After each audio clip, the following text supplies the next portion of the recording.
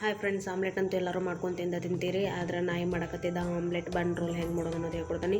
ನಿಮಗೆ ಎಷ್ಟು ಬೇಕಷ್ಟು ಉಳ್ಳಾಗಡ್ಡಿ ಕೊತ್ತಂಬರಿ ತೊಗೊಂಡು ಅದನ್ನೆರಡು ಸಣ್ಣಗೆ ಕಟ್ ಮಾಡ್ಕೊರಿ. ಅದಾದ ನಂತರ ಬನ್ ತೊಗೊರಿ, ಅದನ್ನು ಸಣ್ಣಾಗಿ ಚಿಕ್ಕದಾಗಿ ಪೀಸಾಗಿ ಕಟ್ ಮಾಡ್ಕೊರಿ. ಆಮೇಲೆ ಒಂದು ಗ್ಲಾಸ್ ತೊಗೊರಿ, ಅದ್ರೊಳಗೆ ಎಗ್ ಹಾಕೋರಿ. ಅದಾದ ನಂತರ ಅದಕ್ಕೆ ಕಟ್ ಮಾಡಿರುವಂಥ ಉಳ್ಳಾಗಡ್ಡಿ, ಕೊತ್ತಂಬರಿ, ಉಪ್ಪು, ಖಾರ ಹಾಕೊಂಡು ಎಲ್ಲನೂ ಮಿಕ್ಸ್ ಮಾಡ್ಕೊರಿ. ಆಮೇಲೆ ಒಂದು ತೆವಿ ತೊಗೊಂಡು ಅದನ್ನ ಕಾಯಕ್ಕಿಡ್ರಿ, ಸ್ವಲ್ಪ ಎಣ್ಣೆ ಹಚ್ಚಿರಿ. ಅದಕ್ಕಾದ ನಂತರ ಅದಕ್ಕೆ ನಮ್ದು ಎಗ್ ಮಿಕ್ಸ್ ಮಾಡಿ ಇಟ್ಕೊಂಡಿದ್ವಲ್ಲ ಅದನ್ನು ಅದಕ್ಕೆ ಹಾಕ್ರಿ. ಅದನ್ನ ಪೂರ್ತಿ ಎಲ್ಲ ದೋಸೆ ಟೈಪ್ ಎಲ್ಲ ಕಡೆ ತೆವಿ ತುಂಬ ಆಗೋಂಗೆ ಮಾಡಿರಿ.